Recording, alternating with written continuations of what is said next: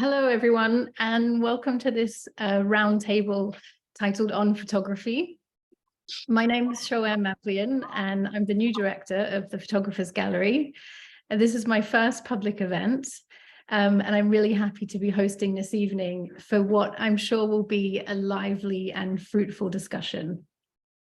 A few housekeeping things first, just to let everyone know that this talk is being recorded. And the format of tonight's event will be a 45-minute discussion with time for questions from the audience at the end.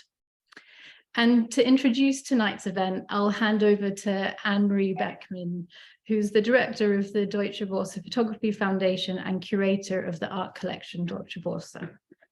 Thanks, Anne-Marie. Thank you very much, Shoair.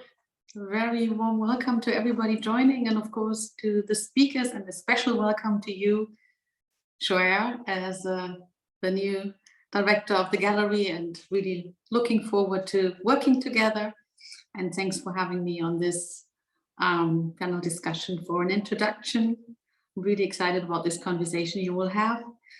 I'll start with introducing the speakers, the participants, in alphabetical order. So I start with you, Rahaab Allana. You are curator and publisher at the Al-Kazi Foundation for the Arts in New Delhi and a fellow of the Royal Asiatic Society in London.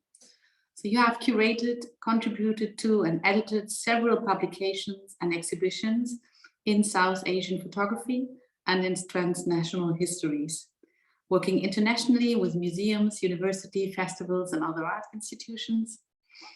You are the founding and managing editor of PIX, a publication that looks at contemporary photography and writing around photography in South Asia. You're also the founder of the first app for photography from South Asia, ASAP Art. And you have recently guest edited an issue for Aperture magazine on photography from the subcontinent in 2021, yes. Welcome, Rahaab.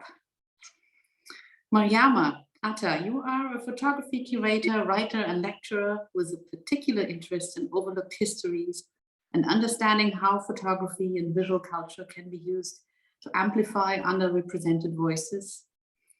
As curator of Open Eye Gallery, as well as the Look Biennial in Liverpool. You were previously assistant editor at Foam magazine, and before that you were curator at PhotoWorks. And I don't know if did you work together with Shoair? No? Okay, so you missed each other. Well, and then you were responsible for developing and curating Brighton Photo Biennial, and you were commissioning and managing editor of PhotoWorks Annual. Welcome, Mariama. I continue with Jeanette Johnson. You've been the former director of Foam in Amsterdam. Your work and writings have focused on archives, museums, photography, race, and the visual culture of the African diaspora. Previously, you were assistant professor of theory and art, design, history, philosophy, and social sciences at Rhode Island School of Design, and you received your PhD in modern culture and media from Brown University, where you directed the Photographic Archives Research Group. Your installation project Past Made Present, Dutch Shadows in the Black Atlantic opened at Rhode Island School of Design in summer 2022. Welcome. I continue with you, Ava. Very welcome to you. As a founder of and director of the African Artists Foundation, which is a non-profit organization based in Lagos, Nigeria.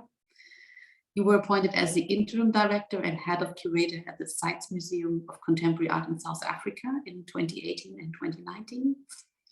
You also serve as founder and director of the Lagos Photo Festival, an annual international arts festival of photography held in Lagos. You're the publisher of Art Base Africa, a virtual space to discover and learn about contemporary art from Africa and its diasporas. And your special interest lies in future museology. So thank you very much, everybody, for participating in this conversation, to which I look very much forward. Our topic today is the role that photography can have in reflecting the widespread social and economic uncertainty and change that we live in today. I guess we all agree that challenges that arise for us as curators from the current world situation, which is burdened by issues such as political conflicts, up and to including wars, by social inequality, crises such as climate change, are great. And not to forget the relevant, not to forget the relevant and pressing issues like gender equality and post-colonialism. So the questions we have to ask ourselves here relate, on the one hand, to the role that photography can play today in addressing these issues, in making them tangible and processing them. But of particular interest, I think, is also the representation, the question of representation. So which themes do we give which attention in our curatorial practice? From which angle do we illuminate them? How do we create thematic diversity and, above all, take into account the voices of groups and regions that have so far been underrepresented? How aware are we in our work of our own perspective when looking at these themes and groups? These are, of course, all questions that also occupy us time and again in our collaboration with the Photographers Gallery for the Deutsche Börse Photography Foundation Prize, and that we try to include in its structure to ensure an adequate consideration of important issues and influential artistic practice. For us, for the Deutsche Börse Photography Foundation, as a non-profit foundation that collects and exhibits and, above all, funds and promotes photography, the focus is particularly on the younger generation. Every year we have to ask ourselves how we can best support them in developing their work and what platforms we can offer them to make it accessible, to make the work accessible to the largest possible audience. In my experience, sharing and listening are the best basis for facing these challenges that we all have. And so for this reason, I'm very happy and curious to hear about your experience. Thank you very much. Thank you, Anne-Marie. Thank you for introducing the speakers and for starting off with this insight into the topic and theme that we're going to be discussing tonight. So as Anne-Marie said, this panel is really about the state of photography, the state of contemporary photography, artistic practice, and contemporary curatorial discourse. And I wanted to start this discussion by thinking about, really thinking about this theme in terms of the local and the global. We have panel members signing in from all different cities around the world, with all really different experiences working locally and globally. And why I wanted to start by talking about this was that these widespread issues that we're talking about in the provocation, so social and political flux, environmental issues, social and economic uncertainty, these are all really, really broad global issues. But I'm interested in thinking about them in terms of how we work locally and with our local communities, and how these issues materialize either in our curatorial approaches or in the work of the artists that we work with. So Mariama, because you're based in Liverpool, I'd like to start from hearing a little bit from you and how it is working in Liverpool in the UK at the moment. Yeah, absolutely. And I'm happy to start. And I think what you're saying about the idea of us living in a time of flux, or thinking about the political or environmental or social landscape that we find ourselves in, is definitely like creating a real way of thinking about how we use photography or how we see photography differently. And I think we always live in times of flux or change, but now it just seems to be particularly challenging for a lot of people, I think. And that is really shaping the way that people use photography. And I think what photography does really well, and possibly better than any other medium, is that it can take issues or ideas that are overwhelming and underwhelming and make them accessible or understandable to people as well. The way that we work at the gallery is that we work in a socially engaged way, which means that we are always thinking about how do we pair audiences and artists from the beginning, or how do we pair that idea of expertise and experience to make something that couldn't exist or couldn't happen otherwise. So really thinking about people's very nuanced understandings of their own lives and then bringing that into the gallery or into like public spaces and public realm in a really particular way. We are really interested, and we are very kind of focused on ideas around like climate change and political issues. And the way that we tackle that is by thinking really flexibly or thinking really creatively about how we present ideas. And one of the ways that we do that is by thinking, do people need to come into the gallery, or how can we use gallery spaces differently? So last January, we turned the gallery into a climate lab. So we worked with like 40 partners and brought them into the museum over the course of 3 months and just had them do the thing that they were doing anyway. So, you know, telling our audiences how to grow food from food scraps, or how to repair bikes, or taking us out on bike rides, or how to, you know, mend and repair clothes. And it's not necessarily photography focused, but we're using photography as a way of kind of documenting and sharing and kind of spreading that throughout the city as well. And also thinking about like, what are people doing locally, but also internationally as well. So reaching out and making partnerships with people in other parts of the world, and then bringing them or bringing that work into the gallery in some way as well. I think photography just has this beautiful way of reminding us that other people have the same concerns that we have. And it's just a way of being able to share those ideas really quickly, or kind of even in real time sometimes. Yeah. It's really interesting that you mentioned the environmental project and working collaboratively, specifically working collaboratively on that project, because there's quite a few examples, definitely in the UK that I know of, where museums and galleries have partnered up on national projects focusing on climate change and the environment. So it seems to be something that's really, that lends itself to collaborative work and discussion. Rahaab, could we hear from you about the work you've been doing and the context that you're working in? Yes, am I audible? Right. Well, thank you, Shoair, and all the panelists and the audience that is there. It's a great pleasure to be here and to be able to speak right now. And I think at this particular moment, I often think about the implications of the questions you posed with this particular seminar, and it makes me think in various refrains. One, of course, speaking from the context that I'm coming from, which is South Asia. I think to begin with, I work with an archive, but I also work with contemporary practice. So the trajectory is kind of a spectrum that makes me think about a history that should not be flattened and a present that should be diversified in terms of our thinking about it.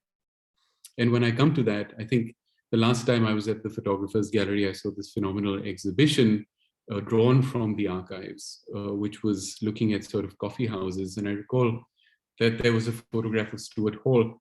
And it makes me always think about, what he said about this idea of multiculturalism. Multiculturalism can't just happen, is what he said, And we have to think about questions of visibility in global media. We have to think about our resistance and what intervention means right now. And so, I often think about with the programs that maybe the foundation I work with, the Al-Qazi Foundation, the collective sort of projects that we initiate, or even maybe the research modules that we, reach out for, whether they have enough of a revisionist tendency, and what kind of a statement we're making overall. Because what you ask, I think, at the very beginning is this question of practices that are global. But I recall one conversation I had with Professor Chris Binney, and he brought up this idea of, practices that are more than local, but less than global. And I think a lot of the practices that I'm engaging with are kind of from that refrain. And very often what happens from the region that I'm from is that I think a lot of the curatorial practice, a lot of the research practice obviously has to do with reflecting on our socio-political, locational, geographic specificities. But at the same time, I think we're trying to globalize this idea of what South Asia, South Asianism, and our context constantly is. And it is with that in mind that the most recent exhibition that I co-curated with a French curator actually was called Terra Nullius, Nobody is Land. It had a deep ecological refrain, but of course the work was highly digital and multimedia. It was something that was, of course, given via a grant in France. But I thought it was interesting because we've had a planetary moment now. And so maybe a lot of the thresholds that we thought we were crossing, we must cross, have been crossed. And so how do we sort of begin talking about new ethnographies, new practices, new forms of engagement, without losing track of what has been done historically, without losing track of the last 10 or 15 years, because those have been significant movements in the contemporary. And so very often I go back to this one moment in the 1960s, which happened in India, which was through a group, a multimedia group called the Vision Exchange Program. And there were a bunch of, men and women artists who came together to think about what it means to live in a world of new media in the 1960s. And I think the answers to that are still kind of unfolding, with respect to what we do. But again, I suppose what I'm trying to think about more clearly right now is through three, largely through three vectors. And those happen to be what everyone here is engaged with: the exhibition, also the museum, also the archive, but also the web, right? So will these trajectories be able to meld into or create the furtherance of a more inclusive image discourse? This is the question that I'm asking myself, is how inclusive can one be? Because at the end of the day, we are also privileged operators. But these are, I think, very proactive and productive questions to ask oneself in one practice. And I suppose the last few years have made me question a lot of the writing and the curatorial practices that I was engaged with. So I'll kind of leave it open-ended. I'm sorry I couldn't entirely answer that question, but I suppose my answer is a question to myself again, is how do we sort of negotiate this exogenous and endogenous, the external and the internal at this point of time, which have come to an intense moment in our practices? Yeah, that's super interesting, because I think your point about the four kind of structures or formats that you're working within, whether those formats are questioning, whether those formats are the validity of those formats, who they're for, and what they can be used for, is a really interesting trajectory we could go down. But I'd love to hear from a few other people on the panel. Janaea, you also have done a lot of work with archives, and somehow I see some parallel with Rahab's work there. But would you like to tell us a little bit about that? Yeah, I actually love this kind of theme that I'm sensing also about like the hyperlocal and the relationship with the global. And I'll give like a very kind of practical answer as well. Like I've been thinking actually a lot about the cost of living crisis and what it's actually done to artists and photographers. And I live between the US and Europe, and on both sides of the pond, I see something similar happening, which is that at the start of the pandemic, a lot of artists and photographers actually moved home. They moved away from these like super expensive, like unlivable cosmopolitan capital cities back to the places that they were from, and they haven't actually returned to these cities. So their work is hyper local, hyper connected to their community, even connected to their family. So they're using family archives. And I think for me, that's fascinating to see. And it also is like reflecting in my own curatorial practice, because it's not just about like exposure for these photographers or these artists. It's also like, where's the appropriate home for these projects? And so the question of like home and locality and, where, what audience actually needs to see this, as opposed to where does the photographer just need to be exposed? Like those are the questions that like I'm thinking about that are like keeping me up at night, So there's like a theoretical, kind of things that are going on in my mind, but also the sort of practicality of literally like what has happened because people can't afford rent. Yeah, and that does something really interesting to how the kind of traditional structures of museums and galleries being in urban capital cities, and what does that mean when artists can no longer afford to live in the cities where these buildings are housed, and that I don't think we've quite seen how that effect is taking place yet. Azu, I would love to hear from you, and I know you wear multiple hats, which complicates and makes things much more exciting. So I'd love to hear your perspective on this, particularly because you are, I think you're working in multiple locations at the moment as well. So you're always thinking about place and time and space in terms of multiple variations. Yeah, thank you. I think this is a great format to ventilate the conversations that are super important at this very precise moment in history. And I think, photography is such an incredible medium to be able to articulate, illuminate, and better understand a lot of the problems and a lot of the social, political, cultural, ecological issues that we're, sort of dealing with at this particular moment. And my current concern, and the thing that really I'm excited about with this whole flux in the art world, in the photography world, is the recent attention that is that has shifted from the dominant narrative towards indigenous cultures, indigenous photographers, indigenous local and minority communities.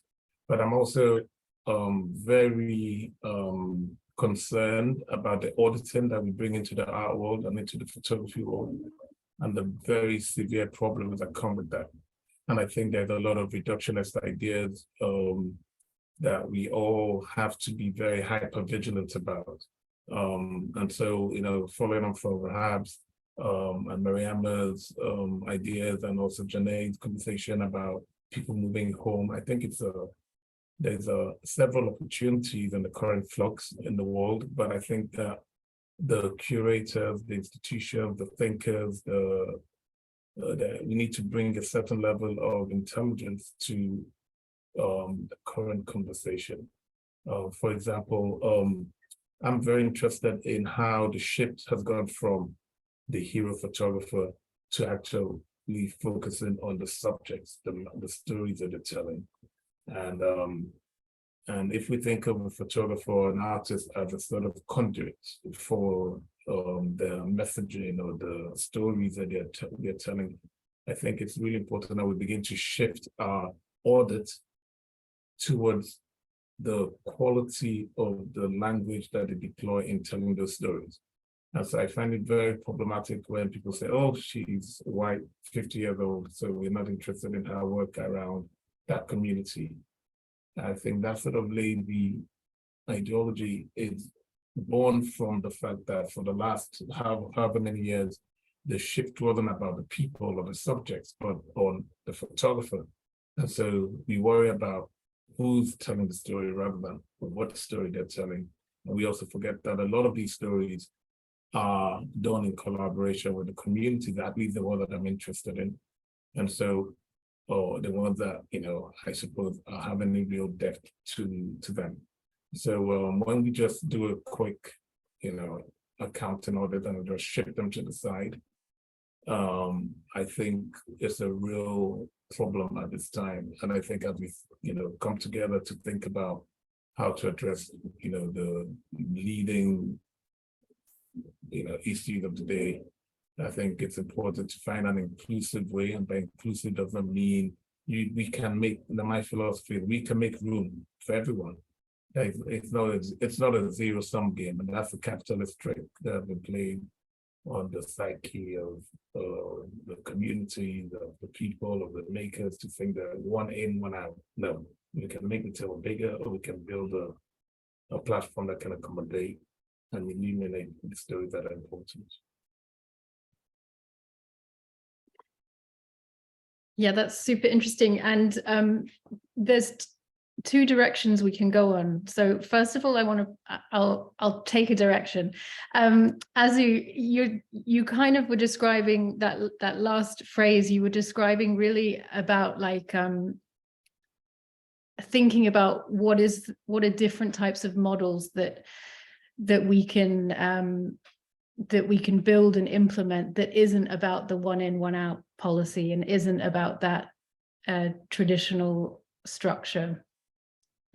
So I wondered if we could talk a little bit about these different types of models that, from this time of upheaval and rethinking, how are we, as well as artists doing the work of rethinking and thinking about change, how are we as curators and the organizations that we work with trying to experiment in building new models, and what could they possibly be?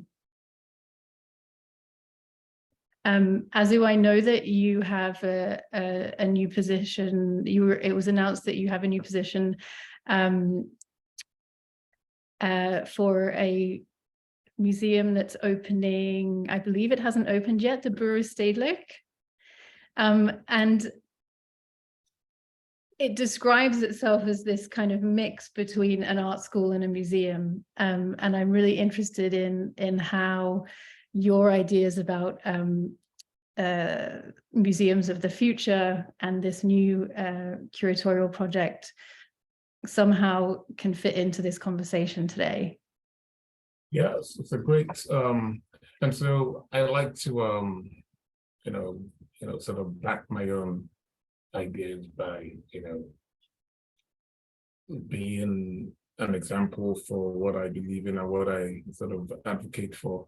And so this museum is it's the Stedelijk Bureau is supposed to be like sort of the MoMA PS1 equivalent for Amsterdam, sort of the experimental space, the in-between space, the space that allows failure and experimentation. And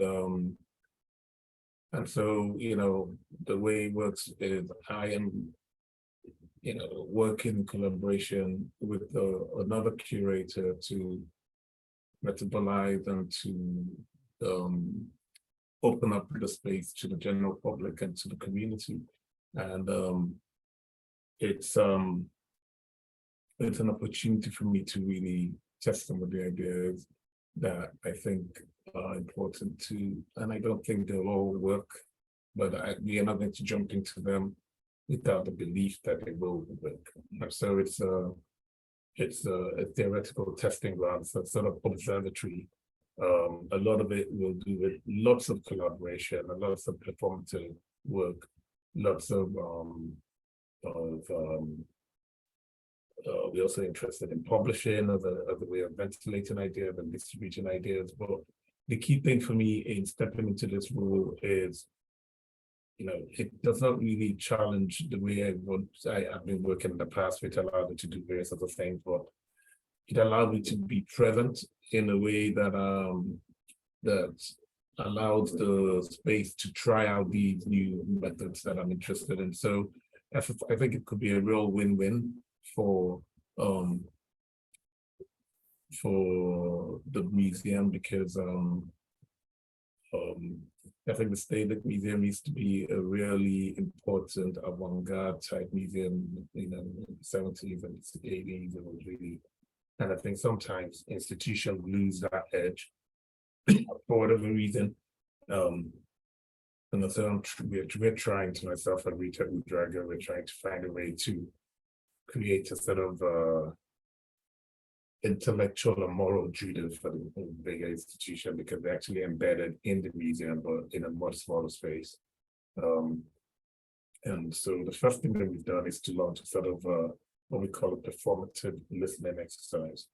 And by that we're inviting this sort of conversation that we're having today, so there's some people, which I know is in the US, if you are behind us, to really begin to learn from experts, to learn from communities, to learn from artists, thinkers, about how we can create and shape another way of doing things, and really, scale it up. If, we want to be super generous with our ideas. If there are things that work, we want to be as transparent and as open as possible so that other institutions and other thinkers can borrow them and, use it. It's really I think the future to break down the idea that, we are competing or we need to be the best or whatever. All of this sort of dated ideas are not interesting to me at all. And so the idea that I also, collaborate with the curator who's, comes from a different space is also a way to test and to put myself in that as a sort of in that in-between space as a way to experiment and see how it works. Yeah. Mariama, this sounds a little bit similar to the work you've been doing at Open Eye Gallery, particularly in relation to breaking down kind of the hierarchies between universities and your gallery space, and then moving into socially engaged practice as well. Yeah, no, absolutely. I find myself just nodding along to everything that everyone is saying, and it's kind of reassuring to know that this does seem to be kind of the way that curating is moving. So that idea of collaborating or working in partnership with people, and not even just within the art sector, but beyond the art sector as well. And there is always that idea of risk or failure. So the more people that you're working with, the greater the chance there is that something might not work the way that you think it will. But I think that is something that we really need to think about a bit more. And as he was saying, to be a bit more transparent about that as well. So like to go back to that idea that I mentioned at the beginning, where we turned the gallery into a climate lab and we worked with 40 partners over 3 months. We were changing the exhibitions over every 2 weeks. And I very quickly realized why people don't change exhibitions over every 2 weeks. And that's because it's incredibly difficult. So that is definitely something that I've taken away from that. And that is something that I talk about a lot. And that is something that I'll kind of apply to in the future as well. But also just going back to that idea of partnerships outside of the art sector as well. Thinking about like, how do you play to your strengths and how do you reach a wider audience? And like for us, the natural way of doing that is by working with people who have different audiences or have different ways of thinking or doing or being or seeing and all of those things. And I think that is definitely one of the ways that we work. And I think that's one of our strengths as well. But I think it could be, it's difficult to work in partnership. And I think sometimes that's why people don't do it. But again, as you said, this is not a competition. And I think that's definitely something that we need to remind ourselves of. And the more people that are working in this way, or the more people that we get to work in partnership with, the less pressure there is on us to be perfect. If we only have one gallery or one curator doing something, the onus absolutely is on that position. But if we have just endless numbers of partnerships or curators or producers or programmers all working towards something, but in different ways, that means that we are creating just this like wealth of information, this wealth of experiences that are happening in all sorts of places. And I think it's also important to remember that during lockdown, when the galleries and museums closed, art didn't stop. It just changed or it moved somewhere else. Like Janae was saying, it physically moved and it kind of conceptually moved as well. And I think we all had that moment of thinking we have to learn from this, or we have to remember what it's like to work in these really constrained times. And I'm not sure how much we've held on to some of that learning from that time. So I'm desperately trying to do that a bit more actively as well. But I think it's just kind of reassuring to remind ourselves that we could do that. And that is definitely a possible way of working and to hold on to that. And there seems to be something also that comes from the way that artists work, right? So we've seen a huge increase in the number of collectives that have been in the public eye over the past kind of 3 or 4 years. So I think the way that artists are working are also influencing the ecosystem as a whole. Janae, I wanted to just go back to the point you were saying about the cost of living crisis and how artists are working now. And thinking about the idea of what artists need, how we support them, and particularly, I know in a lot of the work that I've been doing over the past few years, mentoring has taken on a really important role. And I wondered if you could speak a little bit about the artists you've been working with and how you see that as something that's changed over the past few years. Yeah, no, definitely. I think, there was kind of this concept that artists needed, artists need money, but artists need more than money. They need strategic support. And that strategic support looks like, money, of course, but it also looks like plugging them into a network. It also means supporting them not as a one-off, but throughout their career. And I think, at least for me, it's me with my practical self. I feel like artists need peace to work. And that looks like, not worrying about your rent, not worrying about, where your next meal is going to come from. And being able to have housing and all those things you need to actually create. And then I think also something that's important to point out is that there's been this push maybe in the last 4 or 5 years more intensely than ever before to have like diversity and have inclusion and have all of these things that people like to speak about. So there's been more interest, I think, and more opportunities for artists and photographers who otherwise wouldn't get those opportunities, but then they're left to navigate a system that isn't made for them socially or economically. So that's what I mean also when I talk about the type of strategic support that photographers need. So I think because there's a whole like swath of artists that are now getting opportunities that they otherwise wouldn't, we're more responsible for not only like helping and supporting socially, and economically, but also in this other way, which is to create a network and a pipeline and plug them in a way that otherwise, institutions wouldn't feel like they would, necessarily be responsible for. So that's where my mind is actually creating something like that from the ground up, and making sure that, these people who are getting these opportunities and, that once they get the opportunity to be there, that they stay there. And that's a whole different thing, than providing sort of like one-off opportunities. So yeah, that's how I'm thinking about it.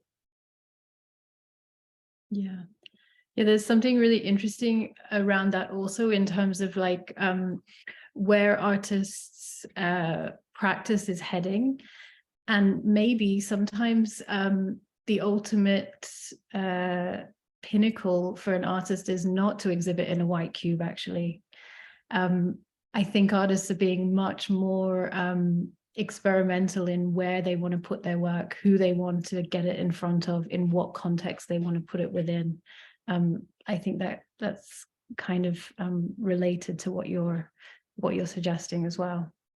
That's definitely true. And I think artists and especially young photographers are much more savvy about who they want to work with and why, and if their values match and all of those things. So I think also their expectations have put pressure on us to make sure that we're living out, the values that we espouse, which I respect and appreciate. So I think that's also been a change in the last, maybe 4 or 5 years. Yeah, definitely. Rahaab, could we just hear from you again? Because I know you do so many fascinating things. And really in these multiple contexts, you launched this ASAP art app, but you also work in a museum context. So how do you kind of prioritize these different ways of working, and how do you decide what is it that artists need, the artists that you're working with, how you want to show their work, and how you want to get it out there? Thank you. A very pertinent question, and I wonder if it has been as structured as it comes across as. And I think I've often thought about legacies, and new futures at the same time, because I see that there's a thread between them. There's a line of sight.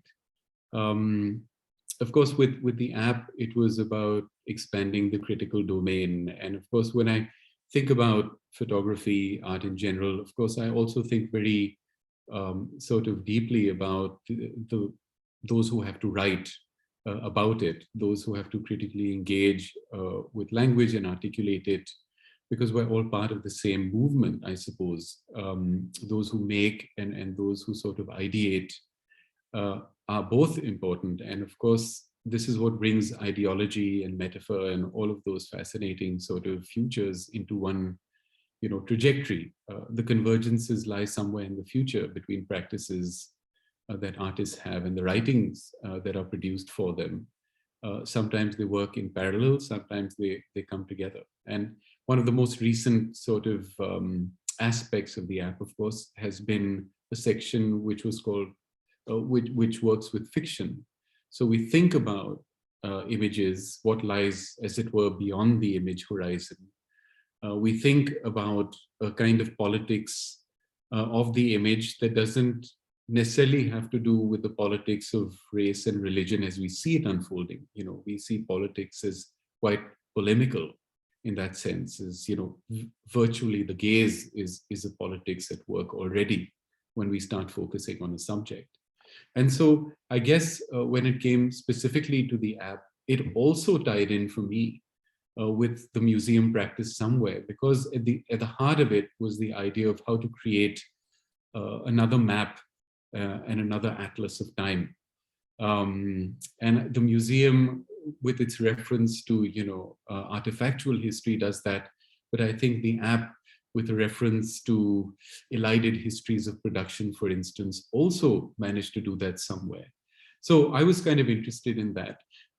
And at all times, I feel, that there are dissenting and complicit positions to be had, that there are multiple solidarities at work, that there is cross-analysis needed at all times, that there is a kind of repurposing that is an important part of all of our, responsibilities. And maybe in this, the idea is about changing the expectations of the image, the changing, what we consider the lyrical and the evidentiary to be in our practice. And so when I'm working with artists or we're working together on projects, I suppose the question begins with a kind of orientation, reorientation.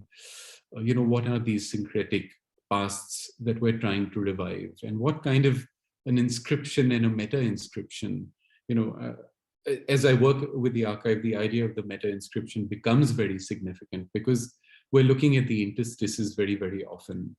But at the end of the day, I would say that my experience of working with artists more recently has been about sharing intelligence, and this is something that I've heard everyone, on this panel is already doing.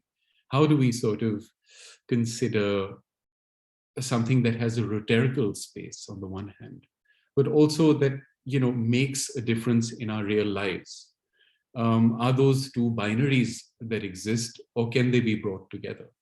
And I think, so in terms of support, or in terms of an exchange, I mean, the most recent project that took me 9 years to finish was a reader that I edited called Unframed, which is now, of course, it's available online as of this month, but it took 9 years. And it took, 31 pieces to bring together, to think about, strident and subdued methodologies that have been at play within image making practices. And I veer now very, very distinctly from photography to image practice, distinctly in my work. Because I think, in the era of, as we can see, the Zoom era that we are in, and with the politics of the screen in front of us, it becomes very important to think about what the implications are, not just for, the production of photographs, but actually the creation of imagery. And I think also the reception of images that is, constantly at play. And we began this, you began this sort of panel by thinking about the idea of representation. And I think, as much as we try to work in non-hierarchical kind of ways, we're always trying to think about what legitimizes our practice somewhere. And I think that if we question what that legitimizing means, then perhaps we scratch the surface of the project that comes next, which for myself, I'm not sure exactly what that might be. But in one sense, it's going to be, I suppose, thinking about demotic forms very, very distinctly. It's going to be thinking about how do we arrive at this question of a popular culture in our practice? What does that mean in today's context? And how do we sort of work from different ends of the scale, which, makes one think about our practice not in terms of necessarily chronology or what might have been done, but in terms of, again, thematic resonance, again, in terms of intergenerational conversation. And I think that is very significant because when I'm working with either younger, mid-career or well-established artists, the biggest bridge, I think, has been, and the biggest privilege, I would say, that has been for me is to create that bridge. And that happens rarely, and when it does, it's really spectacular, between intergenerations, for intergenerations. And I'm part of that. So one really sort of is working, I guess, from all angles at one moment. But for me, this is what's important in practice, is to begin, as it were, with the question, what is the image? What is it trying to say? And who are we speaking to at the end of the day with that work? Great, thank you. And you just kind of took us into the final question I wanted to ask before we open it up to the audience. I'm really interested, you spoke, Rahaab, a little bit about like what's next for you. And I'm really interested about how this conversation we've had tonight and these ideas that we've been discussing, what does that mean in terms of what you're all doing next? And particularly like, I'd like to hear about this idea of like urgency. Is there something that you really feel is the thing that that has urgency, and that really with a project with an artist you're working with, or an exhibition that you're putting together, or a project you're trying to develop that really feels like it's urgent to where photography is now, where contemporary practice is going, and where artists are working at the moment? Shoair, I wonder if you want to have a go at that. Yeah, I can. We spoke a little bit earlier about like new models. And for me, it's actually not so much new models that I'm looking at, but old models. And being inspired by things like, the 1968 student protests, and some of the models that came out of that, where like the gallery space or the museum space isn't this like end, it's a generative space where you can teach and where you can learn and where you can do. Being inspired by the 1920s and the Harlem Renaissance, and the way that academics sort of created a network or an atmosphere where artists could be free and artists could be themselves. And so for me, I'm thinking about curriculum building, because at the end of the day, I'm a teacher, and that's what's important to me. So rethinking the sort of relationship between the museum and practicing artists, and education, because I came from an art school. So that's where I'm at, and that's kind of what's next for me is dreaming up a curriculum that can serve curators and photographers and artists and critics all in one place.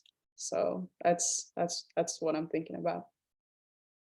Super interesting. Sounds a little bit along the lines of what Azu's been working on as well. Indeed. Anything else to add, Azu, about, I mean, you spoke a little bit about your next endeavor. I'd just like to highlight Janae's point around mentorship and how that is a super important, often neglected aspect of what we do, especially with photography that has such there's a craftsmanship and apprenticeship to photography, and especially at this moment, as we all emphasize with the sort of global turn, the tilt towards supporting voices that haven't been heard in the past. It's not enough to just, offer the opportunity, but the mentorship is the most important thing to allow these opportunities to thrive and to really yield the benefit that they're intended to. But I personally have been working around and I've been researching sort of decay and what that means in society, and how decay leads to rebirth, the sort of catalysts that we need to think about in certain aspects of decay, the entropy of decay, because I think it really captures the particular moment. And so a lot of the work and curatorial ideas that I've been researching really involve this concept of decay. So it's just a bit of a personal angle to the work that I'm doing and the approach that I have adopted in my recent practice of a curator. Mm-hmm. Thank you. Mariama, anything from you? I know you always run multiple projects. We certainly do. We tend to say that we happen to have a gallery, we have a physical space, but the majority of the work that we do is outside of that gallery space, because we know that people just don't come to galleries for a number of reasons. And I think what I'm really excited about and what I find to be really urgent is thinking about how do we make people feel comfortable in the gallery space? Is that necessary? Do we need to keep working outside of that space? I think more curatorially speaking, what I'm really focusing on a lot at the moment is thinking about the climate crisis and thinking about the images that we think of when we think of climate change. And they are very particular. They are generally of people in the global south. They're generally people who are disenfranchised or disengaged or in positions of powerlessness. And while those images are accurate, they're not the entire conversation. So just thinking, again, so Rahaab has been talking about those positions of privilege and also the onus of privilege. And in the gallery, we're trying to think about how do we bring more images into that imagination bank? How do we broaden the set of images that people think of when they think of this? So I guess like thematically or curatorially speaking, we're definitely focused on climate change, as well as thinking about how do we work with people who are experiencing that much more immediately. Climate change is not happening at the same speed for everyone. So having a particular focus on working with artists from the west of Africa and the east of Africa as well, and thinking about what are those examples of forced innovation that people are documenting or using or sharing, and what is, again, our responsibility to actively take some of those lessons and to kind of broadly share those with our audiences. And again, it's something that Janae was saying around that idea of education is crucial for us, and the idea of mentoring, like Azu was saying. We have a BA, we have an MA that we co-run and co-deliver with a number of universities locally, kind of in the northwest of England. And we're thinking about how do we prepare people to become photographers? So not just how do you take an image, but how do you write about your work, or how do you talk about your work, or how do you research, and where do you research, and what does that look like? So really thinking about like, what does it mean to be responsible for someone's education, and what are our expectations when an artist comes to us in a gallery and we think, how do we prepare you for working in galleries in the future? What do you need to know about contracts, or what do you expect from your artist's fee, or what can you expect from a curator, or what does that relationship look like? So really thinking about like, how do we, in a sense, act as like a finishing school for people? How do we train people in acting as photographers as a business or as a career? Yeah, that's a super interesting place to open it up for questions. And just one thing on that, you know, this traditionally curators was about looking after the art, but actually now it's really about looking after the artists, and helping nurture them when they're making art. So I think if we think back 20 or 30 years, then it would definitely be, we would definitely hear curators' experience that has really shifted over that time. There is a few questions in the chat box. I'll just read them to the panel. So this one, aside from brilliant events like this, thank you, what opportunities exist for gallery and institution curators have to share ideas and strategies relating to these themes, perhaps in particular relating to collaboration and community? That's a really interesting question around communities and collaboration, and what opportunities exist out there.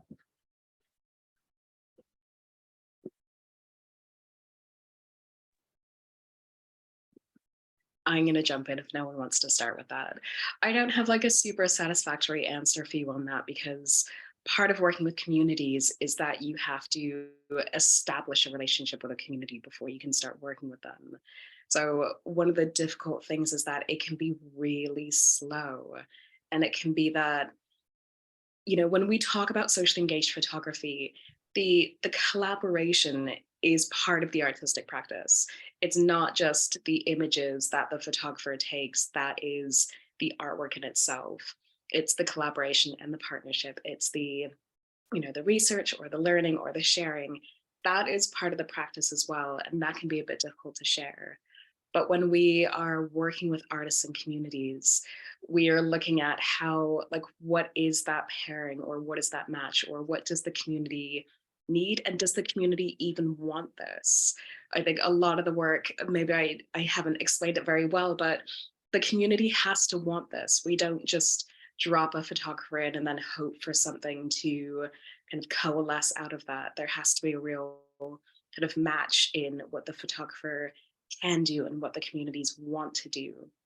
So I think maybe going back a bit to your question a bit more about like how to share those ideas or how to get in touch with communities, it can be like a very slow process. We do have a number of communities who we work with, who we have a great working relationship with. And, you know, sometimes these projects last for years, and sometimes they kind of break off and they become their own project, and they become self-leading and self-sustaining, which is kind of the hope for that type of work. But I think if there is a community that you're involved with or you want to get involved with, if we are able to also broker a relationship with that community, then that's kind of how we pair people together. We have to have some kind of relationship with people before we can kind of establish relationships more broadly. But again, like I said, it's not a super satisfactory question because, or answer rather. All right, getting a thumbs up. Okay, I'll leave it at that then. Thank you. I have another question for Janaea. How can organizations create a space for artists to support each other? Are there models you have seen? And by extension for Mariama, what has OpenEye learned from other partners in terms of different models of working? So Janaea, over to you. Have you got any good examples to share? Well, I think if you're thinking about creating a situation for artists to support one another, I think part of the key is to provide space for artists to then determine what they actually want to do with one another, which again is like, in terms of an answer. But I think the reality of the situation is sometimes when you're an organization, it's your job literally just to provide the space, and then to put the right people in the room, and then to let things happen. And I think sometimes organizations can overthink those things. But when I was at FOAM, we had the talent program, and we just last year, actually, we had a situation where we're like, okay, we're gonna have like a meetup of artists as a part of this, and let them network, let them speak to one another, let them think together. And out of that can come future programming. So I think sometimes it's as simple as providing the space, providing the time, and providing networking opportunity for artists to just speak to one another, because especially in this day and age now, people are not necessarily connected in the way that they have been in the past. And we were all, on the panel just kind of speaking about how nice it is actually to be in person. And I think, part of what we can do is, organizations can do, is actually provide physical space and kind of push back against some of the isolation that we felt for the last, 3-4 years. So, yeah. Thank you. We've got a few more questions in the chat box. One about climate crisis. I'm not sure who from the panel wants to take this, but it's a pretty interesting question. So around climate crisis and biodiversity loss, is existent. Conversely, photography is more human-centric than other arts. How are photographic curators looking at the ultimate underrepresented voice, nature? New language and narrative are urgently needed. It's a kind of interesting way to think about the human-centric traditions and history in photography, and how we can think about that differently. Does anyone have anything to add to that? I will just say quickly that it's a really interesting question. But essentially, nature is not able to advocate for itself. So this is what we're here for. And I imagine we have all worked with artists who are interested in climate crisis in one way or another, and whether that's photographing humans or animals or nature in some way. Like, we are not, in a sense, able to think outside of ourselves. We are locked into our way of thinking, and you can broaden that, but you can't really escape that. And I think it's a really interesting question, but I don't know how possible it is for nature to advocate for itself, or to represent itself, or to speak for itself, just because there is such a divide between humans and nature, in a sense. But I'd be curious to know what everyone else thinks.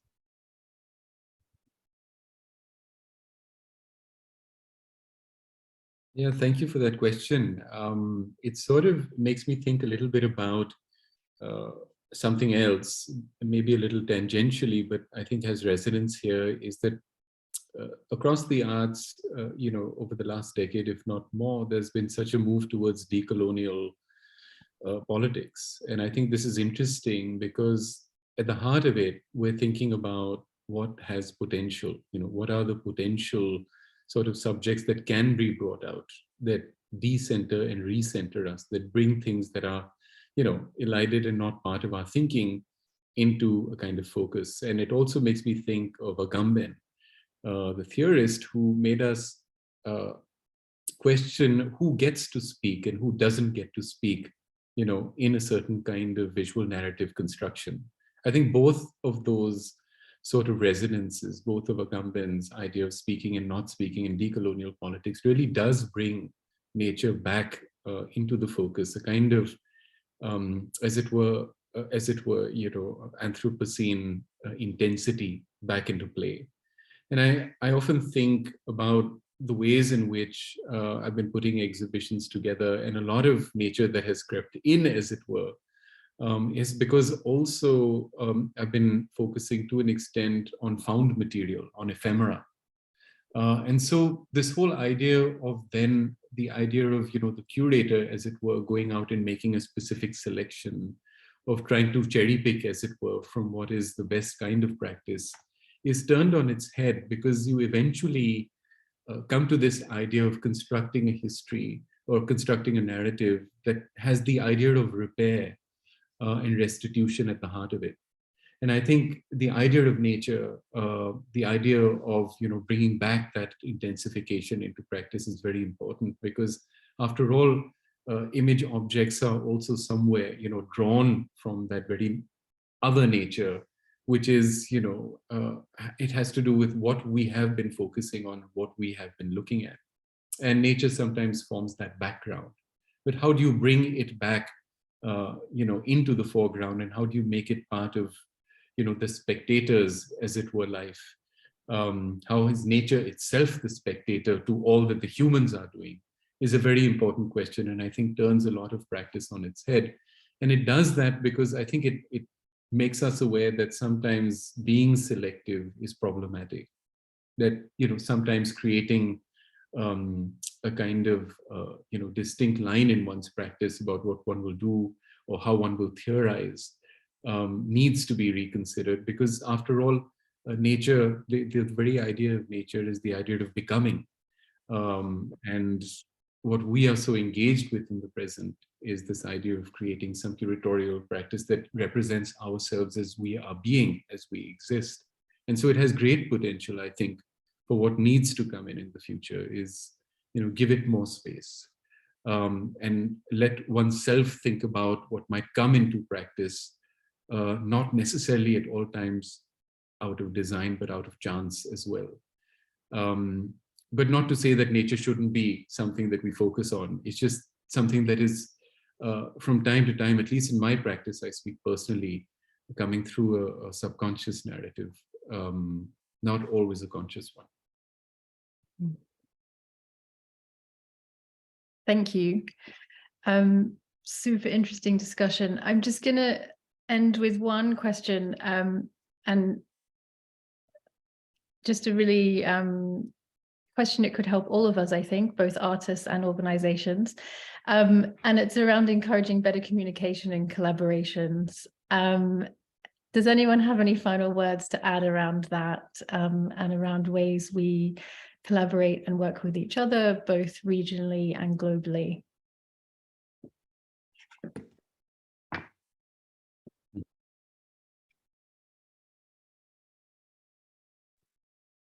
Okay, I'm going to jump in again as well. And again, it's going to be like a short answer as well, but not everyone is good at collaborating. Like you will think of partners who you want to work with, or you will stumble across someone and you'll try to make something work. And sometimes it just doesn't work. You can't collaborate with everyone, just as you can't communicate with everyone. And so I think when it comes to the way that we make partnerships at the galleries, that we work with people who want to come together to make something greater than you could do yourself.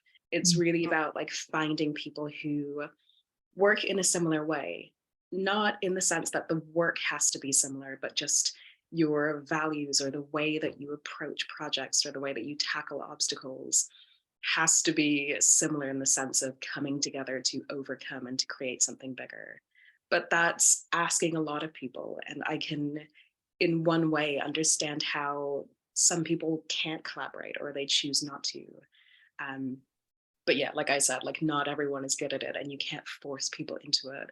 But for the people that you do find, the organizations who do want to work together, who are able to, in a sense, suspend their egos a little bit and understand that no one gets to take the credit, or that you are not the face of this project or this organization, that is a beautiful thing, and you really need to hang on to that. And I also don't think there's anything wrong with just collaborating with the same people over and over again. That doesn't mean that you're not bringing new people into future projects, but if you find people that you can work with, keep working with them. And that's definitely something that we do at the gallery. Yeah. Thank you, Mariama. I think you also...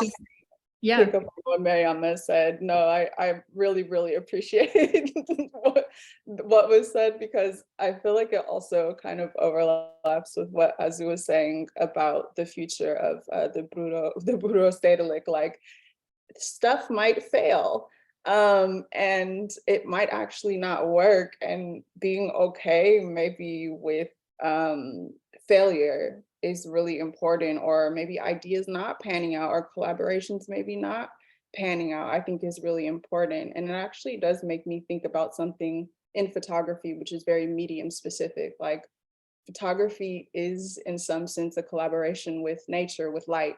And I feel like sometimes like the work just doesn't pan out, or it fails, that collaboration fails. So I think it's interesting to me to think about this idea of failure and being okay with it in terms of like artist work, and then also in organizationally.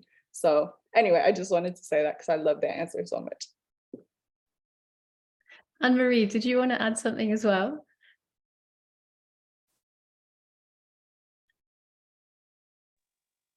Can you hear me? Yeah. Yes. I just wanted to add that I think this kind of collaboration and exchange starts with, sharing ideas. So I think if we start to create platforms where we have an organized exchange, where we just listen what other institutions do, and then ideas come up. I mean, this kind of sharing conversations like this, but other platforms for institutions also to, I mean, we do share a lot. I mean, at the end, there is a small community, or it feels like a small community of many institutions, at least in Europe, I would say.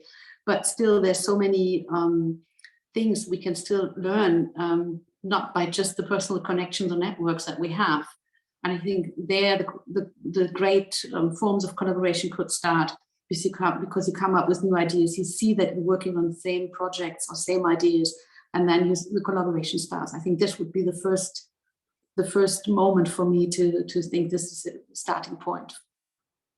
Yeah, that's a really interesting point. And also thinking about having these conversations publicly, being vulnerable, opening up the conversation, and being open to risk. I think all really important things in the way that we're going to work together in the coming years. I'd like to wrap it up by saying thank you very much to all of our guests this evening. Thank you so much for your insights and input. And I'm really looking forward to continuing the conversation with you in some form over the months and years to come. And I'll just remind our audience that we're having this conversation in the weeks leading up to the opening of the Deutsche Börse Photography Foundation Prize, which opens at the Photographers Gallery on the 3rd of March. And of course, that's the program at the gallery that really features and highlights contemporary practice. So a lot of what we've just been discussing tonight, you can relate to what you will see in the gallery, and how artists are working, and how curators are working with artists. Thank you so much, everyone. Really, thank you for joining us, and more discussion soon, I hope. Thank you very much. Thank you.